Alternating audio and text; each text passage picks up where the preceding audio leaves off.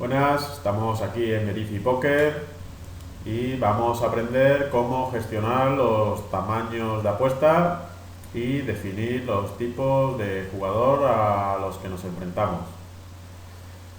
En este ejemplo vemos que tenemos un rey dama suite, nos encontramos ante un jugador que nos ha apostado y vamos a realizar una 3-bet.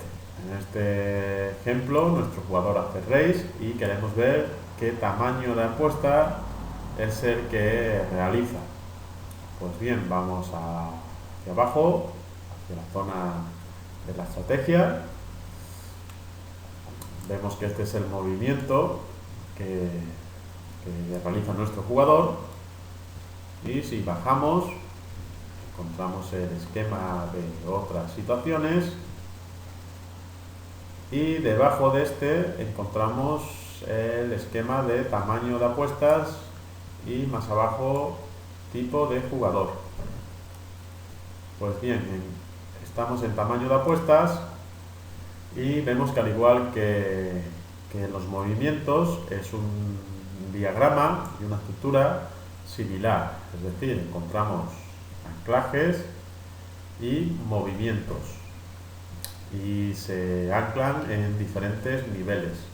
Ya decimos que el funcionamiento es similar y vemos señalado en naranja el tamaño de la apuesta que en esta mano en concreto va a adoptar nuestro jugador. Si analizamos el esquema vemos que el anclaje número 10, que está en la raíz, se define por aquellos movimientos cuyo rango de carta preflop para posterior análisis es igual a RG 1.1 o bien es igual a 1.2 o bien es igual a 1.3 o 1.4. Se refiere, como dice el título, a la mano limpia. No es el caso, puesto que nos encontramos ante una subida.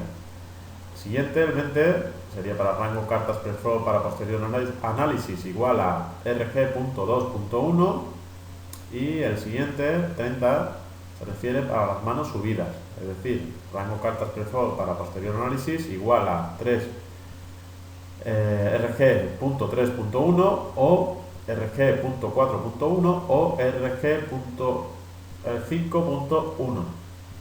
Este es nuestro caso, RG.3.1. Y vemos que el anclaje 30 tiene anclado un único movimiento, que es cuando VPIP es mayor o igual a 0, es decir, todos los casos. Y este es el tamaño de la apuesta que va a adoptar nuestro jugador. Es decir, vemos entre paréntesis, bote del último apostante por 3, cerramos paréntesis, más ciega por 2. Es decir, vamos a multiplicar por 3 la apuesta del rival y le sumamos 2 ciegas. Vale, para modificar este tamaño de apuesta le daríamos al botón ver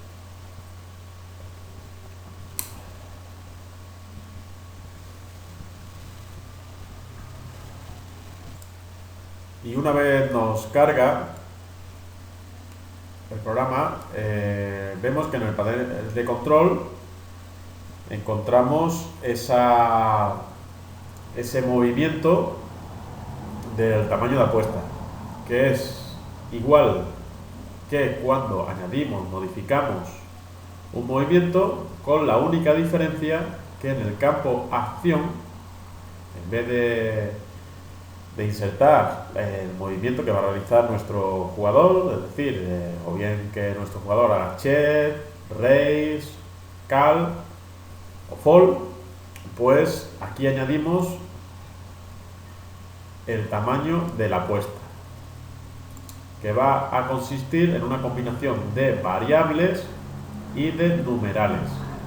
Si nos vamos al campo información, que encontramos aquí señalado en verde, encontramos una explicación de los diferentes títulos o códigos que encontramos aquí que definen el movimiento.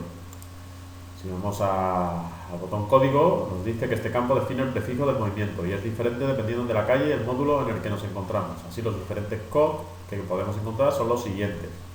Y esto se refiere a las diferentes estructuras. Cuando nos encontramos en tamaño de apuestas, si nos encontramos en preflop, pues añadiremos bet preflop, bet flop, que es cuando nos encontramos en flop, bet turn y bet river. Y cuando nos encontramos modificando la definición de un tipo de jugador, añadiremos el prefijo player. Anclaje y movimiento. Esto ya lo hemos explicado en capítulos anteriores. Campo acción, que es aquí donde nos vamos a centrar. Y nos dice que dependiendo del modo donde nos encontremos, el valor que puede tomar este campo es diferente. Si nos encontramos en la estructura de movimiento y otras situaciones, este campo lo vamos a rellenar con hero fall, hero check, hero call, hero raise. Cuando nos encontramos en el campo tamaño de apuestas, que es este caso, pues nos dice que cuando definimos el tamaño de la apuesta utilizamos numerales junto a variables, siendo estas las únicas que podemos utilizar. Bote total, ciega, bote del último apostante, limpers y callers en mesa. Esto es importante, es decir, no podemos definir el tamaño de la apuesta utilizando otras variables que no sean estas. Estas son las únicas variables que nos van a servir para, junto a un numeral, si queremos, multiplicarlas, sumarlas y jugar con ellas para definir el tamaño de la apuesta. Estos dos títulos no los vamos a explicar. Lo explicaremos en otro capítulo. Y título y anexo, que le dan el título y el anexo a un movimiento. Bien, pues ya hemos visto este ejemplo. Nos vamos a ir a otro ejemplo dentro de esta misma mano. Nos encontramos en preflop y vamos a ver cuál es el tamaño de la apuesta que adopta nuestro jugador en la secuencia o en la calle flop. Vemos que aquí apostamos. Repetimos que cuando se refiere a hero raise no necesariamente significa que nuestro jugador sube. También es lo mismo para cuando nuestro jugador hace la primera apuesta, que sería un bet. Pero es indiferente. El sistema entiende tanto un bet como una subida como hero raise. Es decir, viene a significar que nuestro jugador añade una cantidad al bote, tanto si es la primera cantidad que añade en la secuencia, que en este caso sería un bet, como si es en respuesta a una apuesta de nuestro rival, que sería un raise, o es la respuesta a una subida de nuestro rival, que sería un re-raise. Para todos los casos en los que añadimos algo al bote, apostamos algo al bote, tanto si es una bet, un raise o una re-raise, siempre se va a referir a hero raise. Y bien, vemos en el esquema de movimientos que, señalado en rojo, que este es el movimiento que adopta debido a este movimiento y a su anclaje. Y nos centramos en el tamaño de la apuesta, que es lo que estamos explicando, y vamos hacia abajo, hacia el esquema de tamaño de apuestas, y encontramos señalado en naranja, pues el tamaño de la apuesta que va a adoptar en este movimiento en concreto, y nos dice que es, entre paréntesis, bote total por 80, cerramos paréntesis, dividido entre 100. Esto significa que va a apostar un 80% respecto al total del bote. Y en este ejemplo nos dice, o hay varias estructuras, en donde dice si nos enfrentamos a un jugador que no sea un fish, bien, pues pasamos al siguiente nivel, y cuando la fuerza total para compromiso es mayor o igual a 0, apostaremos un 70%. Es decir, en todos los casos vamos a apostar un 70%. Si continuamos, nos dice que cuando la fuerza mano total para compromiso es mayor o igual a 2 y la fuerza mano total es mayor o igual a 5, pues lo que vamos a apostar es un 80%. Este es el caso de nuestro ejemplo. y cuando la fuerza mano total para compromiso es mayor o igual a 2 y la fuerza mano total es igual a 4, apostaremos un 70%. En el siguiente anclaje vemos que se refiere a cuando un jugador es fish, tipo jugador es igual a fish, no es el caso. En este ejemplo nos enfrentamos a un jugador distinto a un fish.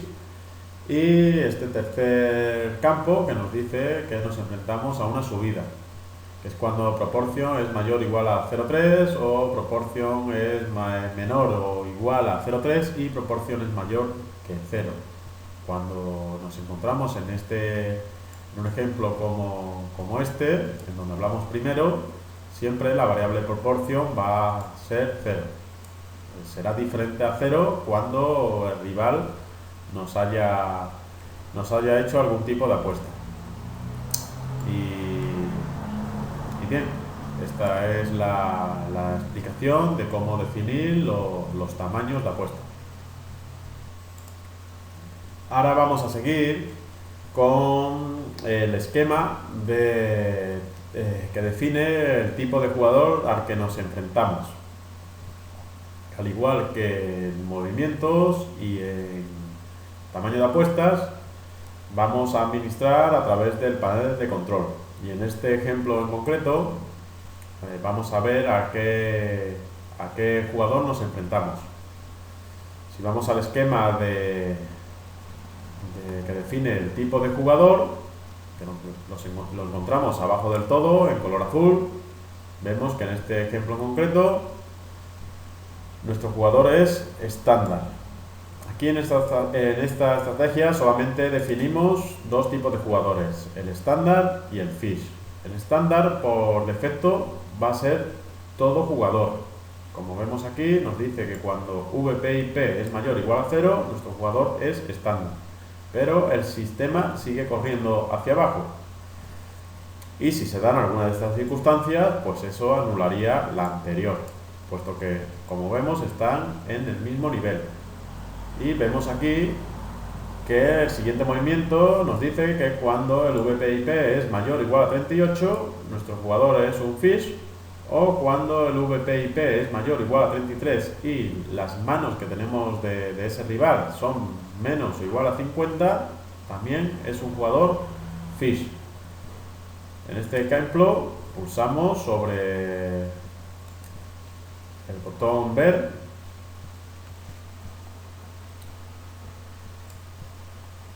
Una vez que nos carga los datos, observamos en el panel de control que nuestro movimiento lo que hace en el campo acción es definir el tipo de jugador. Al igual que la estructura de tamaño de apuestas, si nos vamos aquí al botón de información, campo acción nos dice que cuando nos encontramos en la estructura de tipo de jugador, el valor que le daremos en este campo será el que queramos. Aquí definiremos el tipo de jugador al que nos enfrentamos y el valor asignado será el que tome la variable tipo jugador, es decir, nosotros aquí le daremos un nombre. Eso hará que cuando se dan estas circunstancias concretas, pues el campo tipo de jugador va a tomar el valor dado. En este caso hemos dicho que cuando el VPIP es mayor o igual a 0, el valor va a ser de nuestro jugador, el tipo de jugador va a ser estándar. Vamos a llamar a ese tipo de jugador estándar. En este caso todos van a comenzar siendo estándar. Y tal como tenemos definida nuestro esquema, nuestra estructura, a partir de ser un jugador estándar, vamos a definir los otros tipos de jugadores. Es un esquema simple que utilizamos aquí, pero la estructura puede ser similar a la que hemos adoptado en tamaño de apuestas o en movimiento. Se puede utilizar diferentes niveles y complicar el esquema de tipo de jugador más. De hecho, sería lo correcto. En este caso tenemos una estructura muy simple y muy sencilla, pero existen muchos tipos de jugadores que se pueden concretar aquí utilizando todas las variables que queramos, que están dentro de su stats. tanto en preflow como en postflow. De hecho, una cosa que no hemos explicado y que es importante decir es que el tipo bueno, en este caso, el tamaño de apuesta, dependiendo de la calle en la que nos encontremos, va a ser diferente. Es decir, no es lo mismo cuando nos encontramos en preflow como en postflow. En postflow va a tomar, el esquema será diferente al que vemos en preflow. En la definición del tipo de jugador sí será el mismo esquema tanto para las jugadas preflow como las jugadas postflow.